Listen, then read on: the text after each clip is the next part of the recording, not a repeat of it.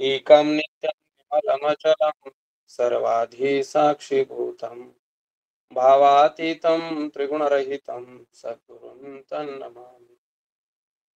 यस्य देवे परा भक्ति यथा देवे तथा गुरु तस्य ते कथितार्थ प्रकाशन्तो महात्मना।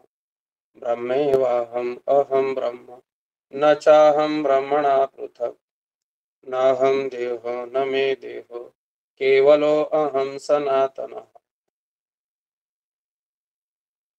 यदक्षरमनाख्येयं मानन्दम् अजम् अव्ययम् श्रीमन्निवृत्तिनाथेति ख्यातं दैवतमाश्रये।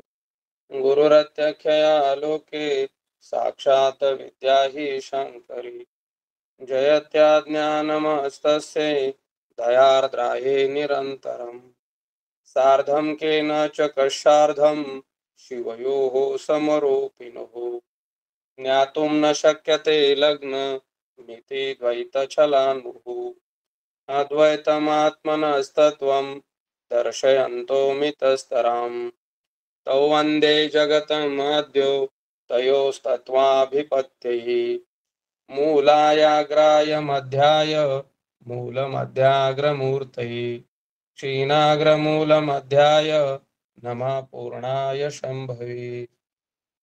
परं ब्रह्म परं धाम सच्चिदानन्दविग्रहम् ज्ञानेश्वर इति ख्यातं प्रणमामि गुरुं परम्।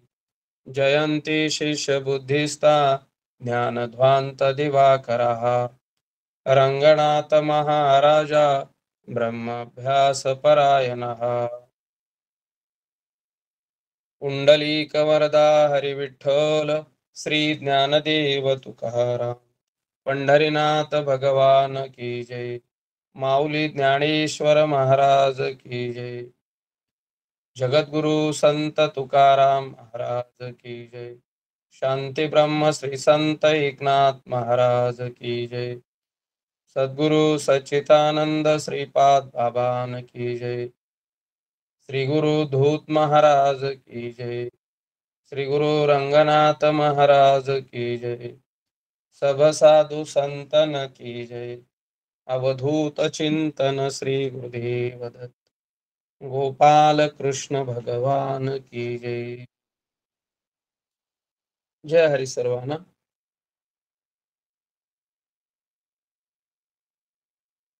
मनोनि सदसदत्व गेले चिद चिदत्व मावळले सुखा सुख झाले काही नाकी।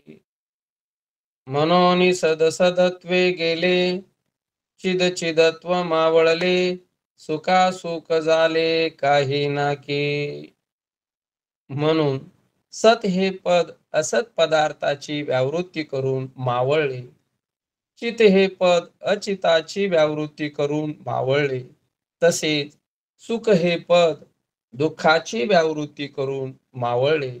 आता काही उरले आहे काय? विवरण. म्हणून सत हे पद असतची व्यावृत्ती करून नाहीशे झाले, चित हे पद जडाची व्यावृत्ती करून नाहीशे झाले व सुख हे पद दुःखाची व्यावृत्ती करून नाहीशे झाले।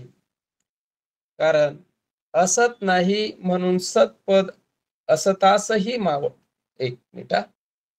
कारण असत नाही म्हणून सतपद असतासह मावळले, जड नाही म्हणून चितपद जडासह मावळले आणि असुख नाही म्हणून सुखपद असुखासह मावळले।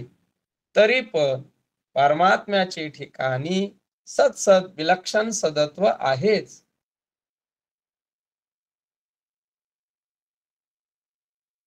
चित विलक्षण चिदत्व आहेच। सुखासुख विलक्षण सुख आहेच। म्हणजे सच्चिदानंद रूप वस्तू आहे, त्यास सच्चिदानंद पदाची वाच्यता नाही। हा अशा रीतीने परमात्मा शब्दाचा विषय नाही हे या 5वे प्रकरणात सांगत आहे। मग 4थे प्रकरणात परमात्मा ज्ञानाचा विषय नाही हे सांगितले। कारण परमात्मा अज्ञानाचाच विषय नाही, तर तो ज्ञानाचा तरी कसा असू शकेल, असे सांगितले आहे. म्हणून 4थ्या प्रकरणाचा विषय 8वे प्रकरणात विस्ताराने सांगितला आहे. 5वे प्रकरणाचा विषय 6वे प्रकरणात विस्ताराने सांगितला आहे, असे लक्षात ठेवावे. ठीक आहे महाराज, बोलावं. सर्वांनी आपापले व्हिडिओ आणि ऑडिओ बंद करा.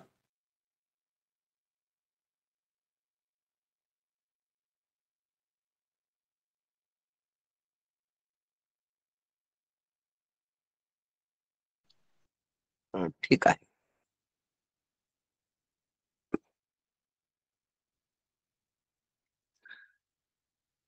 मनोनी सद सदत्वे गेले, चिद चिदत्वे मावळले, सुखा सुख झाले काही नाती. मनोनी सद सदत्वे गेले, चिद तुमचा चिदत्वे आवाज येत नाही मावळले. महाराज बरोबर. बाकीच्यांना येतोय का मलाच प्रॉब्लेम आहे? हा मिटकरी महाराज तुम्हीच वापस स्पष्ट आवाज येतो. तुम्हीच रिजॉईन व्हा महाराज एकदा. मिटकरी महाराज तुम्हीच बरं रिजॉईन बरं व्हा. बरं, ठीक आहे ठीक आहे ठीक आहे. मग माझ्याकडे गडबड आहे. मग ठीक आहे, मी हा. करतो. महाराज तुम्ही कॅमेरा चालू करू शकता बघा, एकदा बघा काय होतं मग आपलं.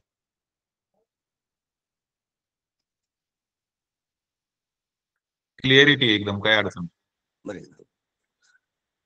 मनोनी सद सदत्वे गेले, चिद चिदत्वे मावळले, सुखा सुख झाले काही नाती. माऊली महावैष्णव ज्ञानोबा राय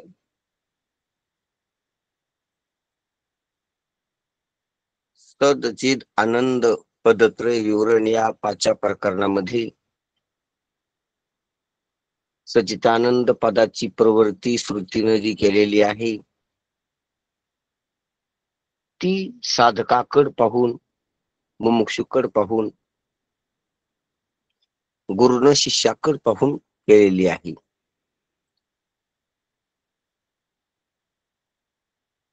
गुरुन शिष्याकड पाहिलं म्हणजे शिष्यातल्या असज्जड दुःखरूपाकड पाहिलं.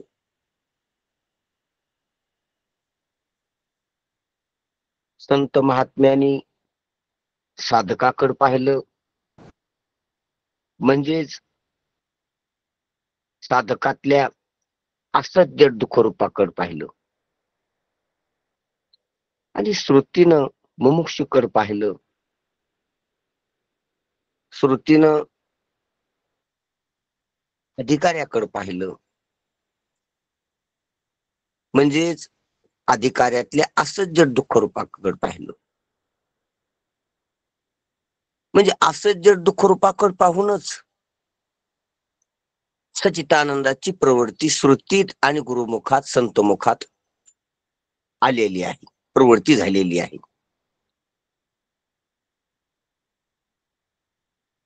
प्रवृत्ती नेहमी ही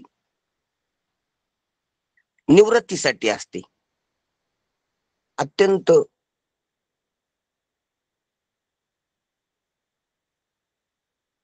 हा गुंतागुंतीचा विषय आहे. प्रवृत्तीसाठी त्याला संसार मानावं. प्रवृत्ती निवृत्तीसाठी त्याला पारमार्थ मानावं.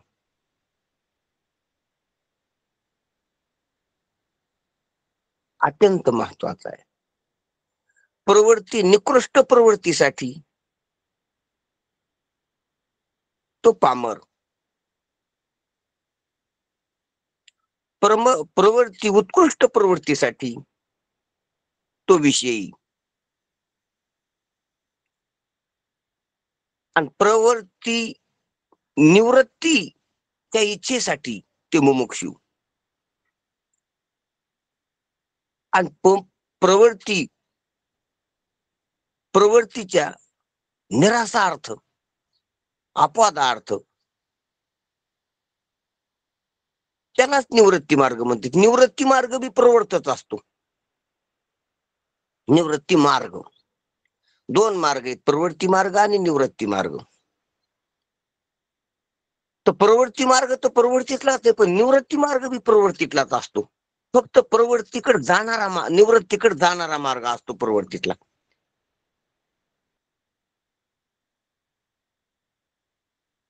पुणे रोड मुंबई वाल्यानं सांगितलं पुणे रोड, पण पुणे रोड बी मुंबईतच असतो.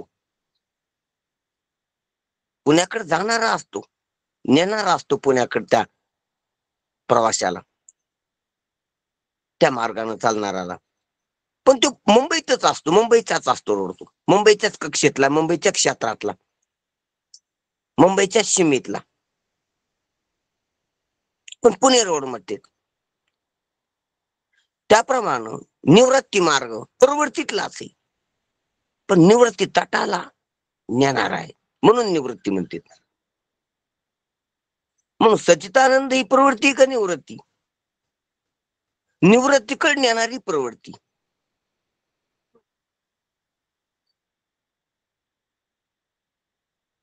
निवृत्तीकडे नेण्याच्या इच्छेची प्रवृत्ती ती मुमुक्षु.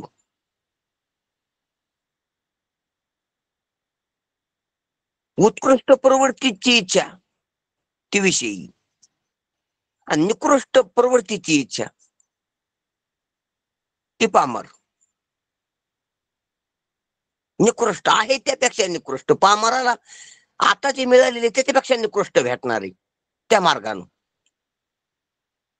पाप करणारा पाप करीत असताना जी त्याची स्थिती असते त्याच्यापेक्षा जास्त खाली जात असतो तो ते करून, म्हणजे अधोगती येते.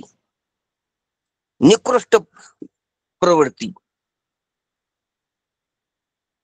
प्रवृत्ती निकृष्ट प्रवृत्तीकडे चालली ती पामर आहे, अधोगती त्याला म्हणते सोप्या भाषेत. प्रवृत्ती उत्कृष्ट प्रवृत्तीकडे स्वर्गाकडे चालली, ब्रह्मदेव व्हा लागली ते विषयी. म्हणून यज्ञ ही उत्कृष्ट प्रवृत्ती मिळून देणारी प्रवृत्ती.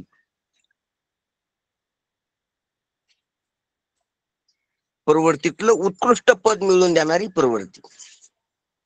इंद्रचंद्रादी, ब्रह्मदेवादी. आणि मुमुक्षुत्व प्रवृत्तीची इच्छा, प्रवृत्तीच्या निवृत्तीची इच्छा, प्रवृत्तीच्या निवृत्तीच्या इच्छेची प्रवृत्ती. जरा गुंतागुंतीचे शब्द होते पण समजून घेता येते. प्रवृत्तीच्या निवृत्तीची इच्छा करणारी प्रवृत्ती. मजा आहे जरा शब्दाची. मुमुक्षु.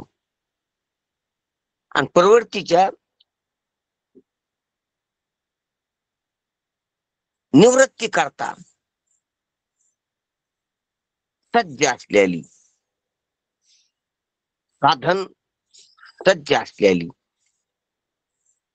त्याला म्हणते निवृत्ती मार्ग. म्हणजे प्रवृत्ती निवृत्तीला बी निवृत्ती करून स्वतः बी मावळून जाते. हो हो. प्रवृत्ती निवृत्ती काय करते? निवृत्ती निष्क्रिय, निवृत्ती क्रिया नाही, सर्व क्रिया प्रवृत्तीत आहेत. प्रवृत्ती वाढायच्या क्रिया बी प्रवृत्तीत आहेत. प्रवृत्तीत अधोगतीकडे जाण्याच्या क्रिया बी प्रवृत्तीत आहेत पामाराच्या. प्रवृत्तीत उत्कृष्ट प्रवृत्तीकडे जाण्याच्या क्रिया बी प्रवृत्तीतच आहेत.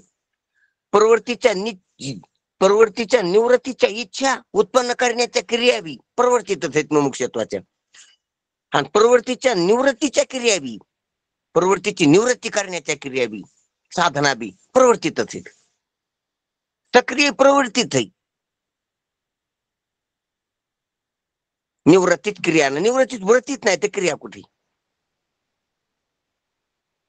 निवृत्ती वस्तुस्थिती आहे फक्त. निवृत्ती मार्ग, निवृत्ती वस्तू म्हणली, निवृत्ती म्हणली की वस्तू आहे, आणि निवृत्ती मार्ग म्हणले की प्रवृत्तीच आहे ती निवृत्तीकडे नेणारी. मार्ग म्हणले की साधना झाली ती. आणि नुसते निवृत्ती म्हणले की निवृत्ती जया नाव, निवृत्ती जया बरव, निवृत्ती जया राणी व निवृत्तीची. आता ही निवृत्ती मार्ग नाही, ती वस्तू आहे, स्वरूप आहे ती. वाचवणी प्रवृत्ती विरोधी का निवृत्तीचे निबोधी आणि जी तैसा वादे निवृत्ती नव्ही. हे निवृत्तीनाथांचं माऊलीने केलेलं वर्णन आहे, स्वरूप स्थितीचं वर्णन आहे. निवृत्ती मार्ग नाही या शास्त्रात मार्ग आहेत, निप्रवृत्ती मार्ग, निवृत्ती मार्ग वेदात.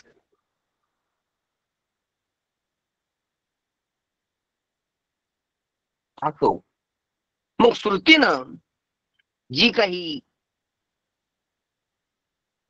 निवृत्तीची प्रवृत्ती श्रुतीमुखातून गुरुमुखातून संत मुखातून आलेली तीच संतवाणी, गुरुवाणी, वेदवाणी. आणि तिचं मुख्यत्वानं जर मुख्य स्वरूप पाहिलं शिखराचं काळातच का चित्त आनंद बस.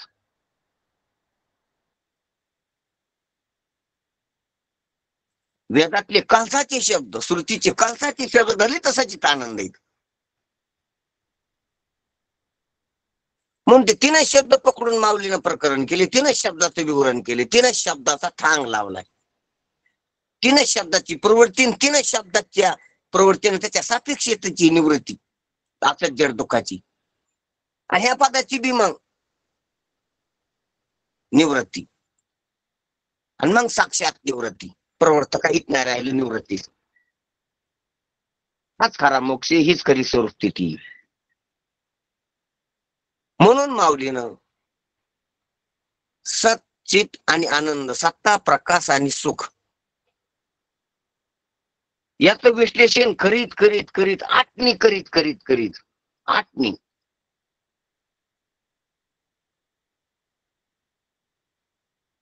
सतसाठीच बऱ्याच व्हाव्या आहेत अगोदर, चितसाठीच बऱ्याच व्हाव्या आहेत, आनंदासाठीच बऱ्या व्हाव्या आहेत, बऱ्याच म्हणजे त्याचं विश्लेषण करताना. नंतर एका एका ओवीला वेगवेगळे दृष्टांत आहेत, एका एका विषयातल्या सच्च्या, चितच्या, आनंदाच्या. पहा आपण मागच्या अभ्यास जर केला मागच्या प्रकरणातल्या मागच्या वळ्याचा तर आपल्या निदर्शनाशी लक्षात येईल आपल्याला. आता मागच्या स्थळाच्या ठिकाणी आता माग झालेल्या विषयात आता 2-3 दिवसापूर्वी एका एका याला एक एक ओवी दिली, एका एका याला सदलाची एक ओवी दिली. सदत्वी गेली किताबची ओवी, कालची परवाची ओवी की तैसा सत्ताची स्वभावे असत्ता तव नव्हे, मा सत्ता तो संभवे सत्तेची काही. आणि अचिदाचे निनाशे आले जे चिन्ह मात्र दशे, आता चिन्मात्रची मा कैसे चिन्मात्री. आणि आणि कालची ओवी ऐशी या सुखपणे नाही दुःख किने मा सुख हे गणने सुखाशी काही. आणि या ओवीमध्ये तिघांचा एकत्र मेळ बसवलाय. बरोबर आहे. त्या मागच्या अनेक एका एका ओवीला एका एका विषयाला सदलाच अनेक ओव्या, चिरलाच एका एकाचं वेगवेगळं प्रत्येक करून करून वर्णन केले, वेगवेगळ्या प्रकारानं वर्णन केले, एका एका शब्दाचं, सत शब्दाचं, चित शब्दाचं, आनंद शब्दाचं. आणि वेगवेगळ्या वेगवेगळी दृष्टांत दिली, युक्तिवाद वापरला वेगवेगळा.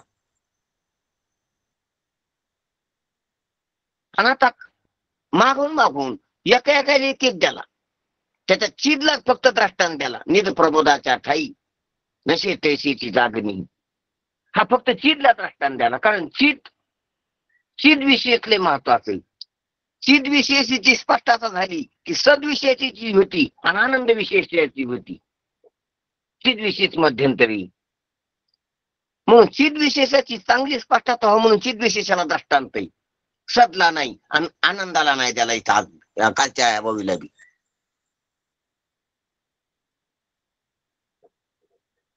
आणि आता तिन्ही एकत्र एका ओवीत तिन्हीच्या त्रिवेणी संगम केला एका ओवीत. सतच्या मार्गाने एकत्र इथं आणले, चितच्या मार्गाने इथं आणले, आनंदाच्या मार्गाने इथे एकत्र आणले. आणि तिन्हीचा मेळ केला, तिन्हीची आठणी करून एकत्र आणले. म्हणून सदत्वे गेली, चिदत्वे मावळली, सुख झाले काही नाकी, त्रिवेणी संगम सचितानंद.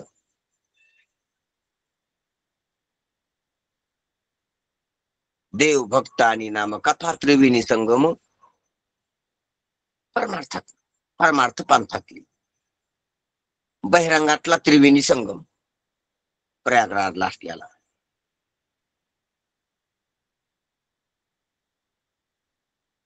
आणि हा त्रिवेणी संगम सचितानंदाचा महावाक्याचा श्रुतीच्या शब्दाचा सार शब्दाचा सारांश अंतरंगातल्या परमार्थासाठी मध्यरंगाच्या परमार्थासाठी कथा त्रिवेणी संगम देव भक्त आणि नाम, आणि बहिरंगातल्या परमार्थासाठी साधकासाठी त्रिवेणी संगमी नाना तीर्थभ्रमी. म्हणून सदसदत्वे गेले चिदचिदत्वे मावळले सुखासुख झाले काही नाकी. सद असदाला घालून गेलो. सद असद आहे बर का तिथं, पण ते सलग शब्द असल्यामुळे त्याच्यात लुप्तही. सद सदत्वे गेले, सद असदत्वे गेले, चिद अचिदत्वे गेले, सुख असुखत्वे सुख असुखा झाले काही ना की, असा त्याचा उच्चार आहे व्याकरणाच्या दृष्टीनं. म्हणजे आपल्याला अर्थ लावायसाठी असा उच्चार आहे. आणि व्याकरण शुद्ध म्हणून सदसदत्वे गेले असंच आहे, कारण तिथे अलुप्त आहे. जशी सरस्वती गुप्त असते त्रिवेणी संगमात. म्हणून सदसदत्वे गेले. सद असदच राहिलं नाही म्हणून सद गेलं. असद असत होत म्हणून सतचा उच्चार आहे, म्हणून सतचा विचार आहे, म्हणून सतची निष्ठा आहे. तीन ध्यानात घ्या. सतचा उच्चार, सतचा विचार आणि सतची निष्ठा. कशासाठी? असंच सत्य वाटल्यामुळे. असदाचा उच्चार करीत होता म्हणून सतचा उच्चार आहे. असदाचा विचार आणि वासना धरीत होता म्हणून सतचा विचार आहे. आणि असदाच्या सत्यत्वाची निष्ठा होती म्हणून सदनिष्ठा आहे.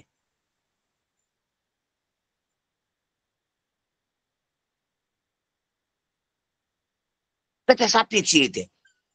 आणि हे जर गेलं तर त्याची गरज नाही. असतचा उच्चार गेला तर सतचा उच्चार करायची गरज नाही. असतच्या वासना संस्कार आणि विचार गेले तर सतचा विचार करायची गरज नाही. आणि असत निष्ठा गेली तर सदनिष्ठा धरायची गरज नाही.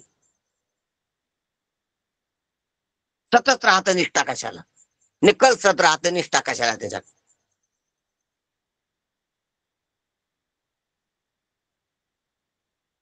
उच्चार, विचार आणि निष्ठा.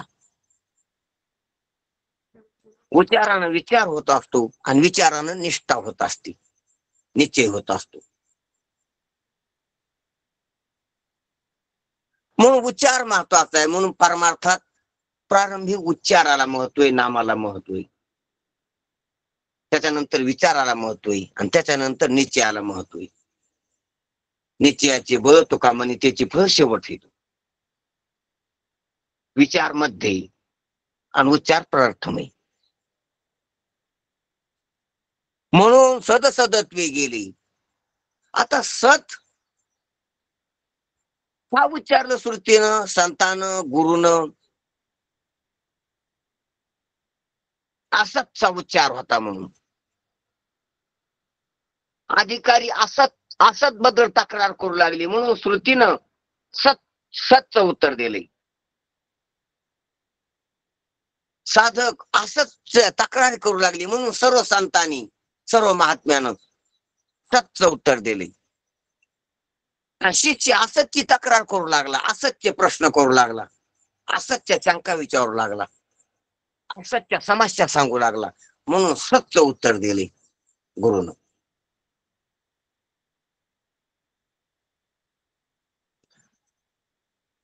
नाही तर सतची वाच्यता नव्हती. सतची वाच्यता केलेली याच्याकडे पाहून, गुरुनं शिष्याकडे पाहून, संतांना साधकाकडे पाहून आणि श्रुतीनं अधिकाऱ्याकडे पाहून.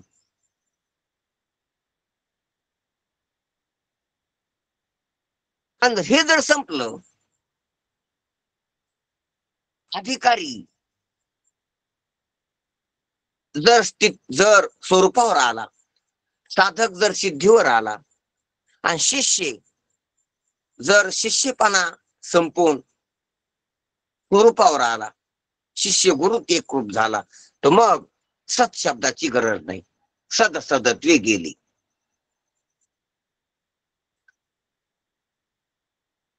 असतकडे पाहून सत शब्द उच्चारलेला सच्ची वाच्यात आहे. असताची संभावना राहिली नाही, असताची अत्यंत निवृत्त झाली तर सत गेलं. रोग गेला तर औषध गेलं.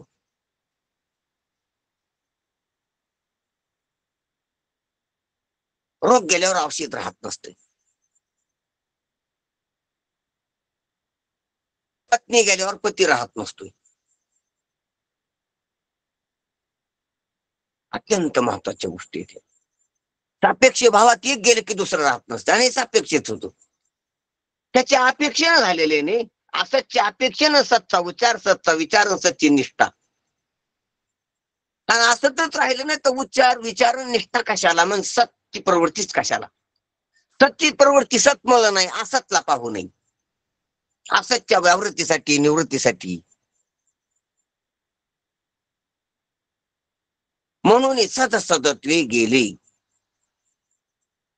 म्हणून आतापर्यंत असा विषय झाला. म्हणूनला माग झालेला सर्व विषय त्याच्यात अभिप्रेत असतो. आतापर्यंत आम्ही जी हकीकत सांगितली, तशी परिस्थिती, तशी अवस्था, तशी वस्तुस्थिती असल्यामुळं सदसदत्वे गेली. आणि तसंच त्याप्रमाणात मग चिद ती माळी, एकाच माळीची 3 मणी येते. सदसदत्वे गेली आणि चिद ती मावळी. चिद चिदामुळंच आहे, जडामुळंच.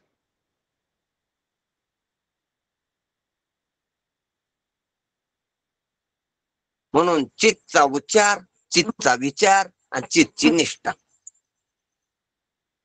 ही अचितचा उच्चार, अचितचा विचार आणि अचितची निष्ठा होती.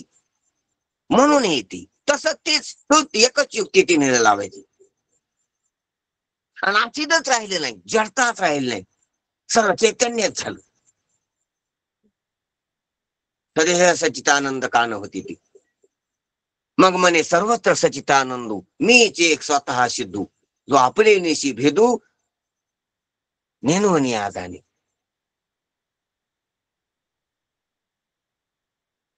म्हणून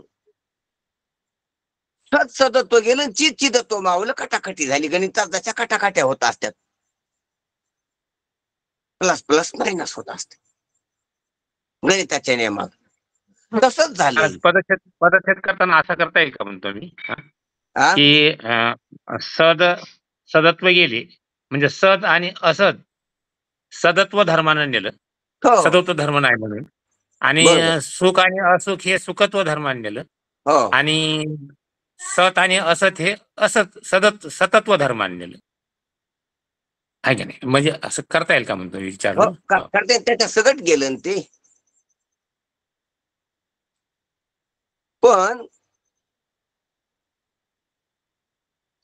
सद हे वाच्यच आहे. आपलं काय असद हे वाच्यच आहे, कारण असद भ्रांती वस्तू नाही. म्हणून असदाची वाच्यता आहे. आणि सद कसं आहे, सद वाच्य लक्ष. ही जरा अत्यंत महत्वाची गोष्ट आहे याच्यात. असद फक्त वाच्य आणि सद वाच्य लक्ष. मग सद जे वाच्य, त्या सद वाच्यानं असद वाच्याला घालेलं आणि सद लक्ष राहिलं.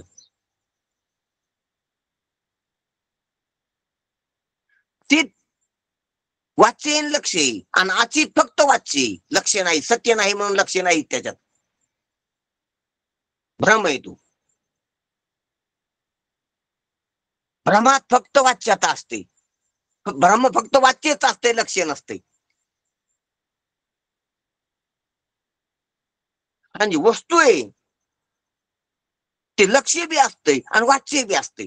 ह्या उपाधीमुळे वाच्य असतंय, वाच्य उपाधीमुळे वाच्य असतंय, वाच्य भासतंय असतंय म्हणल्यापेक्षा. म्हणून सदवाच्य श्रुतीनं वाच्यच केले. काय केले? गुरु संतांनी वाच्यच केले. सत गुरुनं वाच्यच केलं. सत साधन येते, संवाद येतो, संवादी ब्रह्म येतो वाच्य.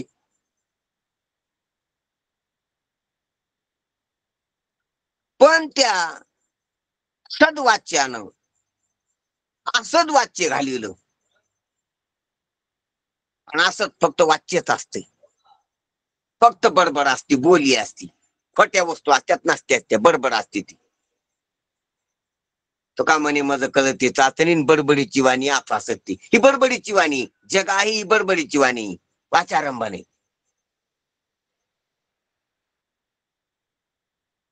फक्त वाच्य, वस्तू नाही ती. दोरीवारला सर्प सर्प फक्त बडबड आहे ती, वस्तू नाही, नुसतं बोल नाही.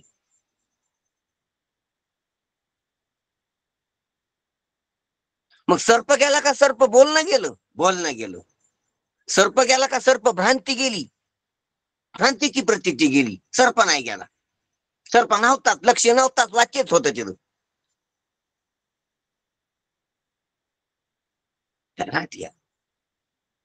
म्हणून संसार फक्त वाच्य अंशात आहे, वाचिक आहे. म्हणून नाम मात्र आहे संसार, नाम मात्र. त्यालाच वाच्य म्हणा, नाम मात्र, बोलण्यापुरता. असायला नाही, फक्त बोलायला आहे. समजा संसार असायला नाही, बोलायला आहे.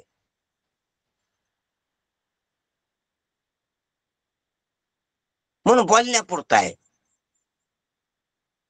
म्हणून बोलण्यानं बोलणं गेलं आणि बोलणं राहिलं, बोलणं लक्ष. म्हणून सदसदत्वे गेले,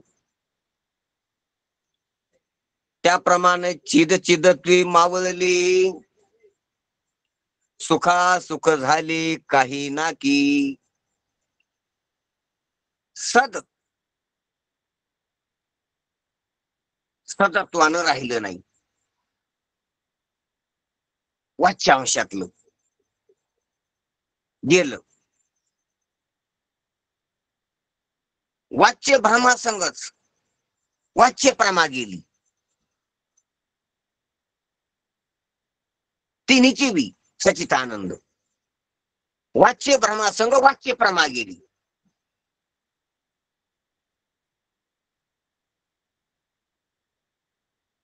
ध्यानातच घ्यायच्या गोष्टी इथे. जगत ही वाच्य भ्रम आहे. चिद विशेष, सदविशेष, आनंद विशेष ही वाच्य प्रमा आहे. प्रमाण भ्रमा दोन्ही माया आहेत.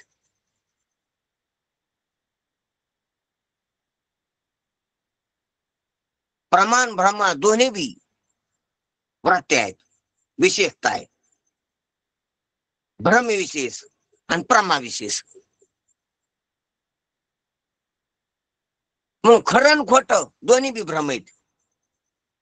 मग तुका म्हणे लहान मोठे खरे खोटे न म्हण. काय खरं काय खोट? खोट तर खोटच आहे, पण खरं म्हणणं बी खोट आहे. सर्व व्यवहारच खोटा असल्यामुळं, सर्व प्रतीतीच खोटी असल्यामुळं, सर्व विशेषताच खोट्या असल्यामुळं ह्या गोष्टी आपल्या लक्षातच आल्या पाहिजे. तेव्हा निभ्रांत आपल्याला लक्षात येते. केवळ अधिष्ठान शुद्ध चैतन्य शुद्धता लक्षात येत असते. म्हणून अवाच्य लक्षात आलं पाहिजे किंवा लक्ष लक्षात आलं पाहिजे, हे वाच्य गेलं पाहिजे. म्हणून सद सदत्वे गेले, चिद चिदत्वे मावळले, सुखासुख झाले काही ना की. म्हणून सद सद सद असदत्वे गेली किंवा सद असदला घेऊन गेली, किंवा सद सदत्वानं असं वाच्य राहिलं नाही. त्याचं सदत्वानं सद राहिलं नाही.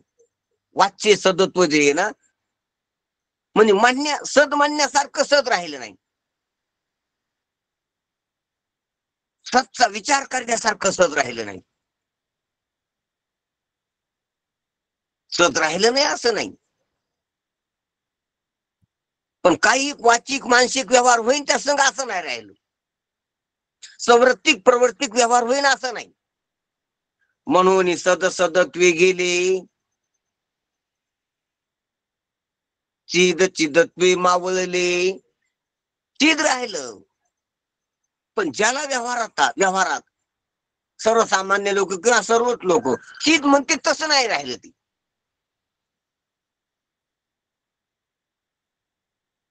चिदचा जो व्यवहार आहे ना, प्रकाशनाचा व्यवहार आहे, जाणण्याचा व्यवहार आहे, कळण्याचा व्यवहार आहे म्हणून आपण.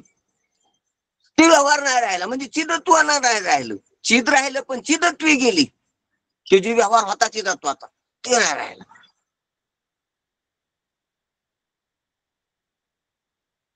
ध्यानात घ्यायची गोष्ट आहे. शेवा निवृत्त साहेब एखादा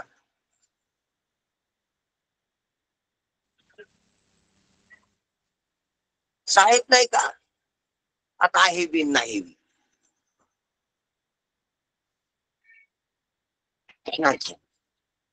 त्याची शेवा निवृत्त झाली. पदस्थ एखादा, त्याला काही जवळचे लोक त्या नावानं बोलतेच बी त्या पदानं, पण ते पद नसते.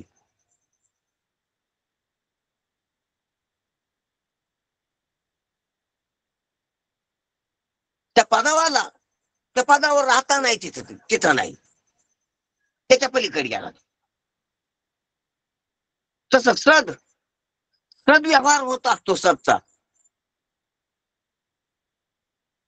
आणि व्यवहार नसतो तेव्हा सद असते. चिद व्यवहार होत असतो तेव्हा चिद असते, आणि चिद व्यवहार गेल्यावर चिद असते. ती केवळ चिद, व्यवहार नाही चिद आहे.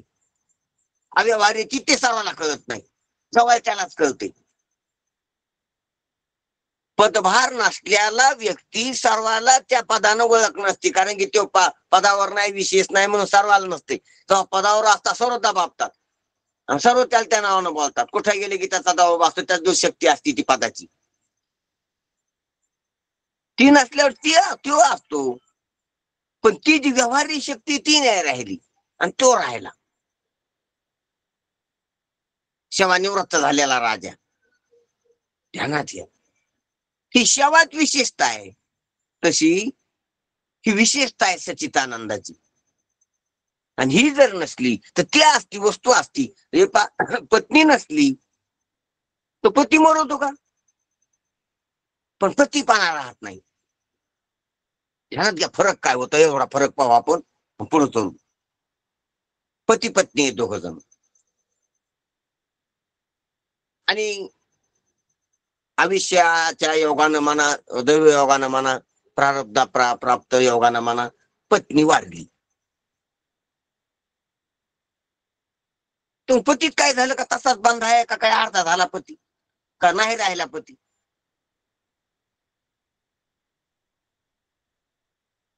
काय वजन कमी झालं का, उंची कमी झाली का, कलर बदलला?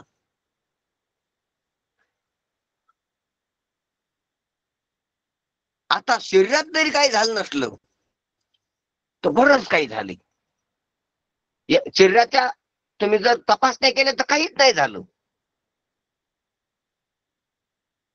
आणि त्याच्या ठिकाणी पतीपाना पाहू लागले तर पतीपाना अजिबातच नाही राहिला. अजिबात नाही. जसा कवटामध्ये हत्तीनं खाल्लेल्या कवटामध्ये कवटपणा राहत नाही, उगवण शक्ती राहत नाही, जीवनसत्व राहत नाहीत. आणि कवट बांधा तसाच दिसतो. त्याचं वजन करा, त्याचं वस्तुमान पहा, त्याचा आकार मान पहा, तसंच दिसते. तसा पत्नी वारल्यावर पतीपणा शून्य होतोय. पतीपणा शून्य. मग पतीपणाला आधार जो पुरुष होता तो पुरुषच उडतो माग. पतीपणा उपरा होता, आलेला होता, कोणावर आलता, पुरुषावर आलता. मग पुरुषपणा राहतो ना. पुरुषपणा पती पानाखाली दाबला होता, आता तो पतीपणाचा पडदा हटला, खाली पुरुष उघडा पडला. पुरुषच होता, पुरुषच पती म्हणून घेऊ लागला त्या उपाधी म्हणून. पुरुषच होता, पती नव्हताच. पत्नी मग सापेक्ष पती वाटत होता, भासत होता. पत्नीनं त्याच्या सापेक्ष पतीपणा नेला, पत्नीने नेला, पत्नी संगच गेला. आणि खाली पुरुष राहिला. पुरुष राहिला नाही, पुरुषच होता.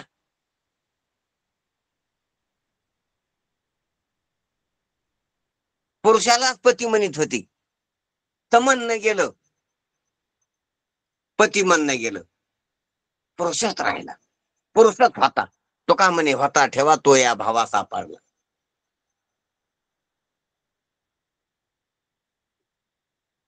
पण झालं काय? पत्नीच्या जाण्यानं झालं काय?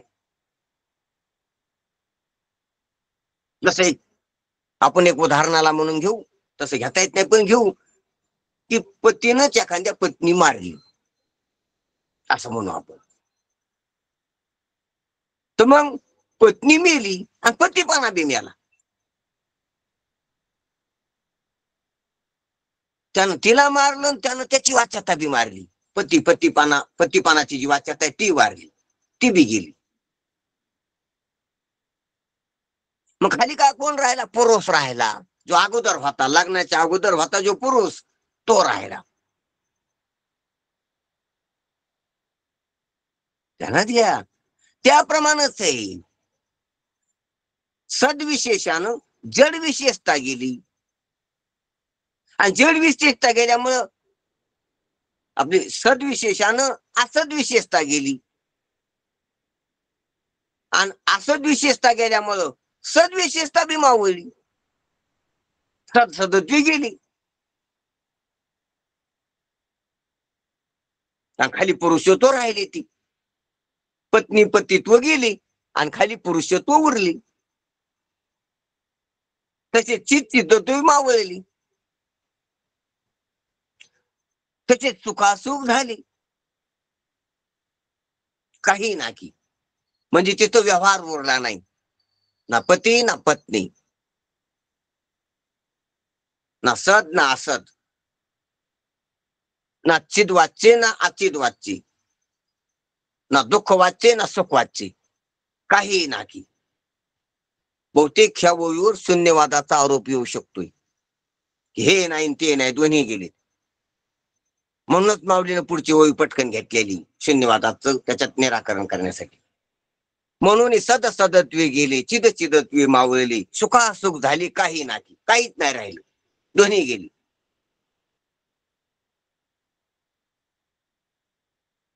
म्हणून सद सदत्वे गेली, चिद चिदत्वे मावळली, सुखासुख झाले, काही नाही. असा हा निरास ह्या वाक्यानं गुरुग्रही शिष्याच्या ठिकाणी अनुभवायला भेटत असतो. म्हणून सद हे पद असत पदाची व्यावृत्ती करून मावळली, चिद हे पद आचिदाची व्यावृत्ती करून मावळली, तसे सुख हे पद दुःखाची व्यावृत्ती करून मावळली. इथं मावळली एका तुकड्या शब्द आहे, पण मावळले कारण एकच कोणता शब्द घ्यावा, नाही तर मग ज्ञानोबारायाच्या बोलण्यात विविधता आहे. 56 भाषेचा केला शे गौरव, शब्द वैभव, शब्द श्रीमंती,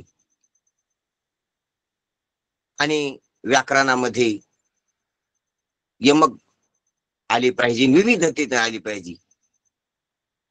म्हणून गेले, मावळले, झाले, तसे एक अर्थी शब्द आहेत ती, पण विविधतेनं ज्ञानोबारायाचं वाङ्मय नटलेले. ज्ञानोबाराय खूप श्रीमंत आहेत, खूप वैभवशाली. ते जिथं जे लागल तिथं ते देते, विविधतेने देते. डबल तेच देत नाहीत, तेच द्यायचं असलं तर विविधतेने देते. तसं गेले, मावळले, झाले. एक तर यम बी आला लेचा, आणि विविधता आली शब्दात, अर्थ एकच आहे त्याचा. सदत्वे गेली, चिदत्वे मावळले, सुखासुख झाली. काही नाही.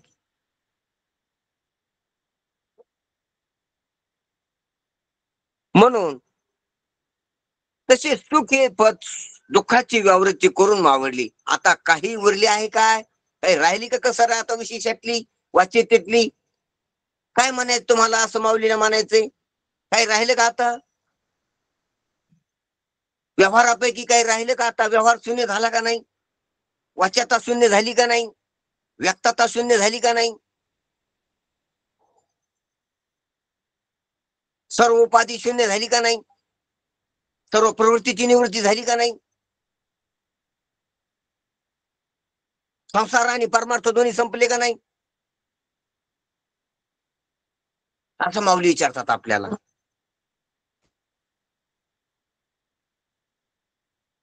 आता काही उरले आहे काय? काय उरलं? त्यांना द्या काय उरलं आता? बोला वया नुरे उरी. म्हणून सद हे पद असतची व्यावृत्ती करून नाहीशी झाली. सिद्ध हे पद जडाची व्यावृत्ती करून नाहीशी झाली व सुख हे पद दुःखाची व्यावृत्ती करून नाहीशी झाली.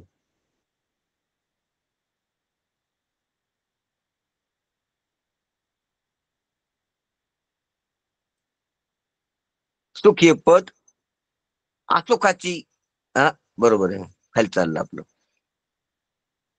म्हणून सद हे पद असदाची व्यावृत्ती करून नाहीशी झाली. चिद हे पद जडाची व्यावृत्ती करून नाहीशी झाली व सुख हे पद दुःखाची व्यावृत्ती करून नाहीशी झाली. म्हणजे पद पदानं पद गेली,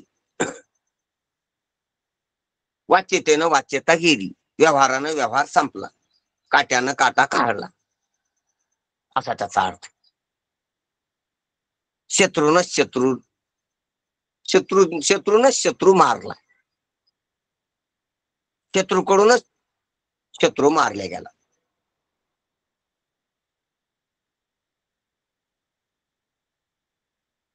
म्हणून सर्व व्यावृत्ती झाली ना, सर्व दोन्ही बी गेले, हे गेलं मग हेही नाही तेही नाही, मग असतही नाही सदही नाही, मग अचितही नाही चिदही नाही, मग दुःखही नाही आणि सुखही नाही, वेगळा दोही पासून या.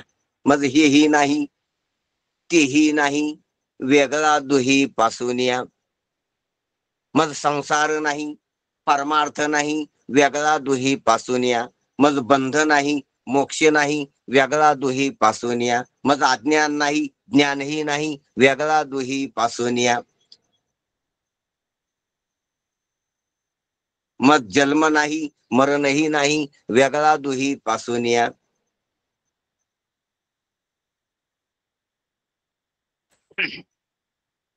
हे जे वेगळेपण आहे, हे वेगळेपण वेगळंच आहे. ते वेगळंच असल्याला वेगळेपण कळालं पाहिजे. सांख्यानं वेगळं सांगितलं पण असं वेगळं नाही. ते सांख्याचं वेगळेपण आगळं आहे, हे वेगळंच आहे. सांख्य प्रकृती पुरुषातला भिन्न भेद करतात, भिन्न करतात. एक आत्मा आत्म्याचे ठाई देखीचे देहीचा धर्म देही इथपर्यंत करतात. देहाहून आत्मा वेगळा आहे, जगाहून ईश्वर वेगळा आहे, असं वेगळं दाखितात.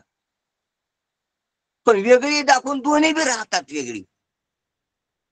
जसे दोन मुलाचे वाद व्हायला लागले म्हणून त्याला वेगळं ठेवलं, एकत्र वाद व्हायले म्हणून वेगळं ठेवलं. वेगळं ठेवल्यानं का वाद होत नाहीत का? फक्त व्यवहार वेगवेगळा होत असतो पण संबंध राहतोच. बांधावर घरापाशी अंगणात झाडताना सडा समार्जन करताना पुन्हा वाद होतो नालीपाशी. कारण अनेक वादाचे संबंध आहेत. जिथे जिथे दोन्हीचं एक होतं तिथं पुन्हा स्पार्किंग होती, पुन्हा वाद होतात.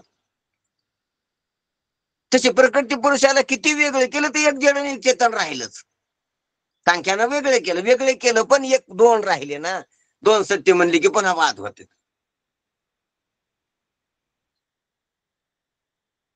म्हणून दोन्हीला बी घालविलंय ते वेदांत. हे पहा कसं वेगवेगळे, दोन्हीला घालून अद्वितीय अव्यवहारिक राहणं हा वेदांत. दोन्हीला फक्त अलग करणं सांख्ये. एकाला लीन करायचं आणि एकाला ठेवायचं तो योग आहे.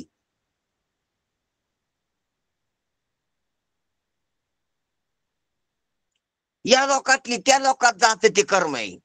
लोकांतर करायचं. कनिष्ठ लोकातून उच्च लोकात जायचं, उत्तम लोकात जायचं, ते कर्म मार्ग आहे. अवस्थांतर करून एकाला लीन करायचं आणि एकाचं सुख भोगायचं, असा त्याला लीन करायचं, सत्याचं सुख भोगायचं, ते योग आहे. आणि दोन्हीचा संबंध विच्छेद करायचा, प्रकृती पुरुषाला अलग अलग, दोन्हीला वेगळं करायचं, ते सांख्य. आणि दोन्हीला दोन्हीची विशेषता जाऊ द्यायची. दोन्ही बी गेले, हेही गेलं आणि तेही गेलं, आणि अधिष्ठान उरलं, दोन्ही विशेष गेली, दोन्ही वाच्य गेली, हे वेदांत आहे. म्हणून वेदांतच अंतिम लक्ष, अंतिम सर्वच बंधन, सर्वच कसं समाप्त होतं तिथं. सर्वच भेद, सर्वच भ्रम, सर्वच उपद्व्याप, सर्वच विशेषता पुढं उद्ध्वस्त होत्यात. ते वेदांत आहे. म्हणून वेदांत ही महागार्जन आहे, वेदांत ही सिंहगार्जन आहे, वेदांत हे मोठा अनुभवांबाचा स्फोट आहे. ते तर काही उरत नाही. पण म्हणून दुःखाची व्यावृत्ती करून नाही झाली, कारण असत नाही. म्हणून काहीच उरलं नाही असं पाहिलं आपण. कारण त्याचं कारण सांगायले, असत नाही म्हणून सत्पद असतासह मावळली. पहा, खाली पावलं आपण चिंतन त्याच्यात.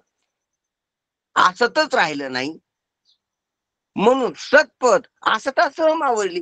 सत्पद कशासाठी आलं? असदाला न्यासाठी, असदाला निवृत्त करण्यासाठी.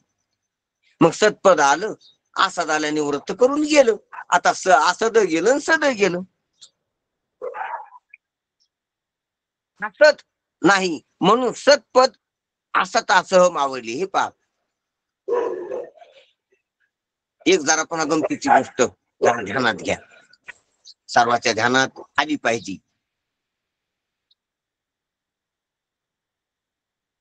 सतावरच असत भासत असते, पहिली मुळातली गोष्ट.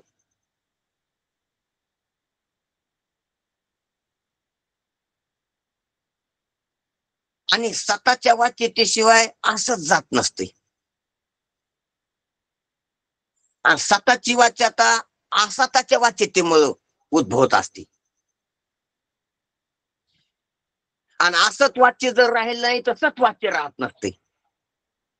जरा गमतीशीर गोष्ट आहे, गुंतागुंतीच्या भानगडी इथे. असत जे ना सतावरच भासत असतं, पहिली गोष्ट.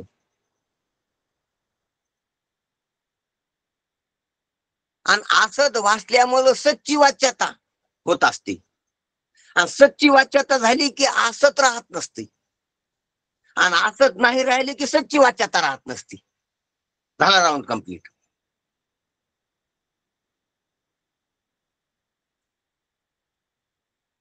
इतकं लक्षात आलं की झाला संसार कळाला, परमार्थ कळाला.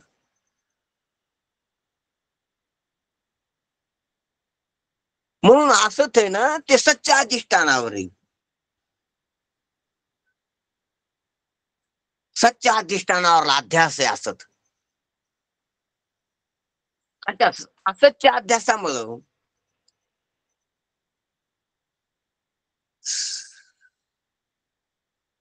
असतची वाच्यता होती. सत सत सत सत तत्सत तत्सत तत्सदिती अशी वाच्यता होती. आणि वाच्यतेमुळे असत मावळत आहे. ही सापेक्ष आहे ते. असतच्या सापेक्ष सतची वाच्यता विरोध आहे तो. मग ते असत मावळत आहे.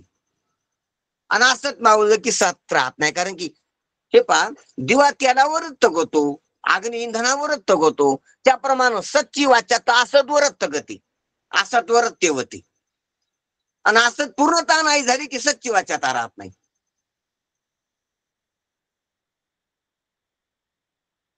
म्हणून असत नाही म्हणून सत्पद असतासह मावळली. इंधन नाही म्हणून प्रज्वलित झालेला अग्नी इंधनासह मावळला. जैसा वनी काष्ट जाळून या स्वयं जळे. हा स्वयजडी. कारण असत नाही म्हणून सत्पद असत असं मावळले, त्याप्रमाणे त्या न्यायानं जड नाही म्हणून चितपद जडासह मावळले, आणि आदुक नाही म्हणून सुखपद आदुकासह मावळले. आदुकासह झालं. अचूक नाही म्हणून सुखपद अचुकासह मावळली. पत्नी नाही म्हणून पती पण पत्नीसह मावळली.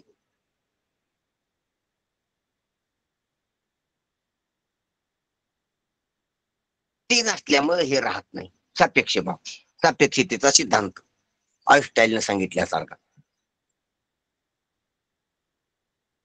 जड नाही, हा ते झालं. सुखासह मावळली. तरी पण आता हे मावळले कसे मावळले त्याचा आपण पाहू थोडक्यात पुन्हा विश्लेषण थोडं. जड नाही म्हणून चितपद मावळले, आणि असुख नाही म्हणून सुख पद असुखासह मावळले. असुख म्हणजे दुखासह सुखपद मावळली. आता ही दोन्ही मावळले, मग काहीच राहिलं नाही खाली, शून्यवाद नाही. तर तेच सांगतात महाराज, खाली काय राहिलं तर मावळले तरी पण परमात्म्याच्या ठिकाणी सद विलक्षण सदत्व आहेच. असदासह सदपद मावळलं, पण सद असद विलक्षण सदत्व बुडात आहेच. आवाजची सद असद विलक्षण, जशी मायाची लक्षणा करताना मायेचं स्वरूप वर्णन करताना सांगितलेलं असते की सद असद विलक्षण अनिर्वचनीय मिथ्या, तसाच परमात्मा सद असद विलक्षण सदै. परमात्मा आणि माया एकदम विरोधाच्या गोष्टीत अशा. सद असद विलक्षण अनिर्वचनीय मिथ्या ती माया, आणि सद असद विलक्षण सदत्व तो परमात्मा, ते ब्रह्म. अनिर्वचनीय टाकलं तर जमेल की सदच्या ठिकाणी पण टाकलं तरी चालतंय. हा हा हा टाकलं तरी चालतंय, पण ते अनिर्वचनीय शब्दाचे दोन अर्थ करतात लोक, म्हणून त्याच्यामुळे मी टाकलं नाही. ती अनिर्वचनीय शब्दाचा जर वचनातीत असा अर्थ केला तर जमतोय, पण अनिर्वचनीय उत्पत्ती शब्दातली सापेक्षता गेली. निरपेक्ष सुख, निरपेक्ष सत आणि निरपेक्ष आनंद राहिला. आणि तो निरपेक्ष आनंद म्हणजे स्वरूपाने राहिलं सत, स्वरूपाने चित आणि स्वरूपाने आनंद. असं जर नाही मानलं तर आपला दुःख संबंध रहित मोक्ष आहे ही याच्यावर आपत्ती येईल.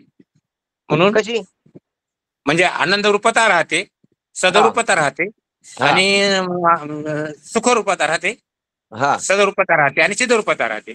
स्वरूपाने राहते तिथं त्याच्या दुसऱ्या कोणातही नसतं, म्हणून त्याच्यावर धर्म येत नाही.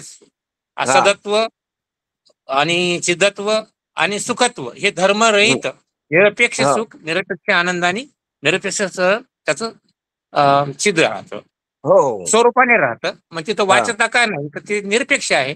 निरपेक्ष निरपेक्ष आहे. मग आपत्ती काय येते? निरपेक्ष जर नाही मानलं तर मग शून्यवाद येतो ना. आणि मग शून्यवाद शून्यवाद येतो. आणि आनंद हे स्वरूपाने नाही म्हटलं तर मग आनंद रूपता सांगा. स्वरूपाने आनंद रूपता आहे, स्वरूपाने सदरूपता आहे ना, स्वरूपाने चिदरूपता आहे. हे राहणार नाही मग, असं होईल म्हणून म्हणाले. बरोबर बरोबर. म्हणून सांगायचं तात्पर्य रहस्य एक आहे, सद विलक्षण अनिर्वचनीय मिथ्या ती माया, आणि माया कार्य तो पूर्ण प्रपंच, आणि सद असद विलक्षण सदत्व ते अधिष्ठान. त्या अधिष्ठानावरच कार्याध्यास आणि कारणाध्यास हा भासायला लागलेला आहे. म्हणून सद विलक्षण सदत्व आहे, चिद विलक्षण चिदत्व आहेच, आणि सुखासुख विलक्षण सुख आहेच. द्वंद्वाच्या विलक्षण, द्वंद्वातीत, द्वंद्व धर्मातीत दोन पानाच्या बीजाच्या हातीत जे चिदत्व, सुखत्व आणि सत्यत्व आहे ते अखंड एक रस आहे. आणि ते परमात्म्याचं सहज सत्सामान्य स्वरूप आहे. आणि ते सर्वाचं स्वरूप आहे. तिथं जीव वेगळा नाही, शिव वेगळा नाही, जड वेगळं नाही. तिथं त्रिधा नाही, तिथं सच्ची वाच्यता नाही, असत नाही. तिथं चितची वाच्यता नाही, अचित नाही. तिथं सुखाची वाच्यता नाही आणि दुःख नाही. असं परमतत्व आहे. त्या परमतत्वालाच महाराज इथं लक्ष करतात की त्याचं ह्या पदाचा पूर्ण तिन्ही पदाचा सचितानंद पदाचं वेगवेगळं विवरण करून महाराज इथं त्याला आपल्या लक्षात आणून देतात. म्हणून सुखा सुख विलक्षण सुख आहेत असो. म्हणजे सचितानंद रूप वस्तू आहे, त्या सचितानंद पदाची वाच्यता नाही, ही त्यातलं रहस्य. सचितानंद वस्तू आहे, वस्तू जात नाही, आहे ते कुठं जात नाही, ते आहे जे नाही ते जाते.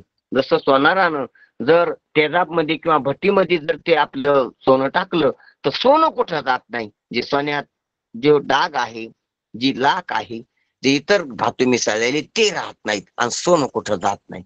किती भट्टी पेटू द्या, किती तेजाबमध्ये टाकू द्या, किती बी अग्नी परीक्षा करू द्या, त्या सोनारानं सत्य ते कुठं जात नाही. फक्त सत्यातली विशेषता ते अलंकार राहणार नाहीत, त्याचे आकार राहणार नाहीत, त्याचे नाव राहणार नाहीत, त्याचे रूप राहणार नाहीत. पण सोनं कुठं जात नाही, सोनं आहे. त्याच्यातलं इतर जे वजन मिसळलेले ते राहणार नाही, इतर जे आकार मान आहे ते राहणार नाही. त्याच्या शोभेची केलेली शोच्या वेगवेगळे रेखीवपणा आहे, घुंगर, नौका, अनेक प्रकारच्या नक्षा, अनेक प्रकारच्या काचखडे मिसळलेली, अनेक प्रकारची धातू मिसळलेली, लाख मिसळलेली, अनेक डाग दिलेली, ती राहणार नाहीत. कृत्रिमता सर्व जाईल, भेसळ मिसळ सर्व जाईल आणि निव्वळ निव्वळ जे येते कुठं जात नाही.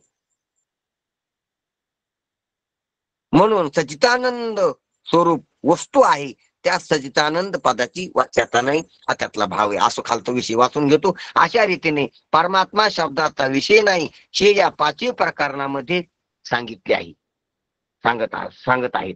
परमात्मा शब्दाचा विषय नाही, कोणत्याच लौकिक शब्दाचा नाही, शास्त्रीय शब्दाचा नाही, वैदिक शब्दाचा नाही, अवंतर वाक्याचा नाही, महावाक्याचा नाही.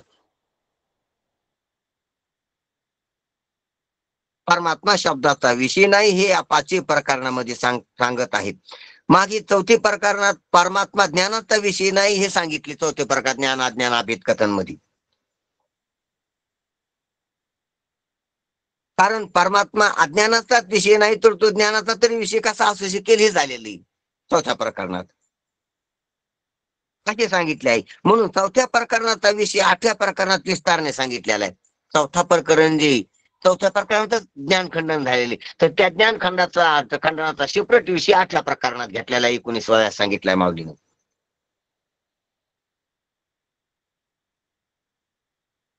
आणि पाचव्या प्रकरणामध्ये हा शब्द खंडनाचा विषय, शब्दाची व्यावृत्ती, शब्दाचं निरासरण हे पाचव्या प्रकरणातच केले. पण याचा विस्तारानं विषय पुढे 6व्या प्रकरणात आलेल्या शब्द खंडन म्हणून मुद्दाम खंडनाची जे प्रकरण ती पुढची. ह्या पाचव्या प्रकरणातच अमृत अनुभव संपालाय. काय राहिले बोलायचं, सचितानंद म्हणणं दोरी गेले. काय राहिले करायचं आणि काय राहिले बोलायचं, कोणता राहिला विचारण, कशाची राहिली निष्ठा, कशावर निष्ठा उठवायची, कशावर बसवायची, काय राहिलं, द्वंद्वच राहिलं नाही, विशेषताच राहिली नाही, प्रवृत्तीच राहिली नाही. म्हणून अमृत अनुभव इथंच संपालाय.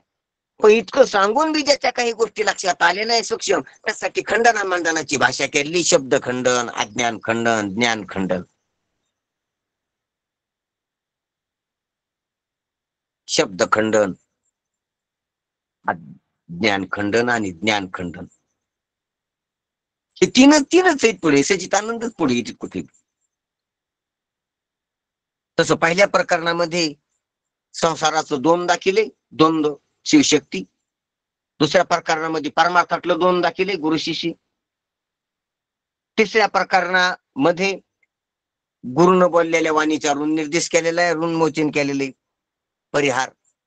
आणि चौथ्या प्रकरणामध्ये ज्ञान अज्ञान अभेद कथन सांगितलेले, ते आताच पाहिलं आपण, अज्ञान खंडनच केलेले तिथे. आणि इथे शब्द खंडन केलेले ह्या सच्चिदानंद पदत्रयातून. आणि हाच विषय शब्द खंडनाचा 6व्या प्रकरणात पुढच्या प्रकरणामध्ये आलेला आहे. शब्द खंडन म्हणून या नावानं विस्तारित रीतीनं शब्द काय करू शकतो, शब्दाची शक्ती काय, शब्द कसा उपयोगी पडत नाही, शब्द काय करीन तिथं, हे अनेक प्रकरण अनेक युक्तिवादानं पुढच्या प्रकरणात सांगितलेले. 6व्या प्रकरणात, 7व्या प्रकरणात, त्या 4थ्या प्रकरणातलाच राहिला विषय अज्ञान खंडनाचा विषय सांगितलेला आहे. अज्ञान खंडन, शब्द खंडन झाल्यावर अज्ञान खंडन, आणि अज्ञान खंडन झाल्यावर पुन्हा ज्ञान खंडन बी. की काय राहिलं ज्ञान, मग अज्ञानच नाही तर ज्ञान कसं राहील. आणि मग हे सर्व खंडन मंडन झाल्यावर मग राहते जीवनमुक्ती उर्वरित. प्रारब्ध वाशात व्यवहार उरवतो आणि सर्वाचं खंडन होते. मग प्रारब्ध वाशात मिथ्या राहिलेला व्यवहार आणि त्या मिथ्या व्यवहारात होणाऱ्या क्रिया, होणारे विचार, निघणारे उच्चार, हे कसे असतात, ते जीवनमुक्तीचं वर्णन 9व्या प्रकरणात. त्याचा होणारा इतराशी व्यवहार, स्वशी व्यवहार, गुरुशी व्यवहार, देवाशी व्यवहार, जडाशी व्यवहार, चेतनाशी व्यवहार, जीवाशी व्यवहार कसा असतो, तर तो 9व्या प्रकरणात आलेला आहे. आणि 10व्या प्रकरणामध्ये सर्व ग्रंथाचा परिहार द्यायला आहे. परिहाराचं प्रकरण, ग्रंथ परिहार. अशा प्रकारानं त्या अमृतानुभवाची रचना ज्ञानोबरायानं आपल्यासाठी मुदाम सजून रंगून सुशोभित अशी आपल्यासाठी ही मोठी कलाकृती, मोठा आस्वाद देणारा खाऊ, मोठे हे संगीत, चांगले हे परमार्थाचं सुशोभित असं स्वरूप माऊलीनं आपल्या पुढे टाकलेलं आहे. पहा काय एक बापरूक महादेव महाराज म्हणतात ना की मनाची आमने गुंफीला शाला, हा मोठा मुकुट, हा मोठा गजरा, हा मोठा हार आपल्याला सर्वासाठी माऊलीनं असा श्रंगारून ठेवलेला आहे. म्हणून 5व्या प्रकरणातल्या विषय 6व्या प्रकरणात विस्ताराने आलेला आहे. असे हे लक्षात ठेवे. असं जर आपण म्हणून इतर बारकाई पाहिल्यापेक्षा ग्रंथातली बारकाई पहा, संतांना काय काय केले, कसं केले, कशासाठी कोणता विषय कुठं आला. जसे आपली शेतातले, दुकानातले, व्यापारातले, नोकरीतली, धंद्यातली बारकावी असते.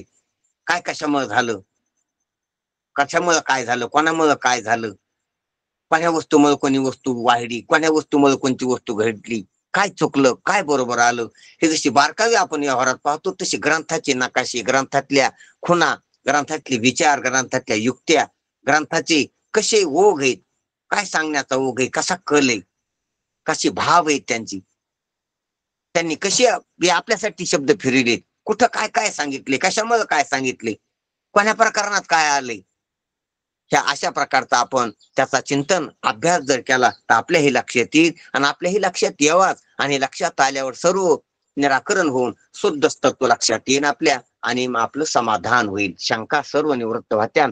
आणि असं समाधान होईल की ते समाधान कशानं भांगणार नाही. त्यालाच मोक्ष म्हणतात, त्यालाच खरी भूमिका म्हणावं, त्यालाच ब्रह्मस्थिती म्हणावं. अशा प्रकारचं खरी शांती, खरं समाधान प्राप्त करून घ्यायचं असलं किंवा लक्षात घ्यायचं असलं तर आपल्याला अमृतानुभवाचं चिंतन बारकाव्यानं करायला पाहिजे. ठीक आहे. हो हो, खूप हो उशीर झाला. ठीक नाही आहे. काय करता कुंडली कुंडली वरदा हरिविठ्ठल.